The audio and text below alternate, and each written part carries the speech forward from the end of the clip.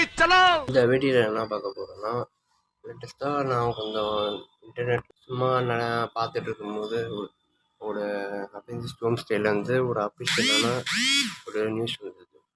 ஒரு 3-4 மாதத்துக்கு முன்னாடி இந்த படத்தில் நடிக்கக்கூடிய கேஸ்ட் எல்லாம் அப்டேட் பண்ணியிருந்தாங்க.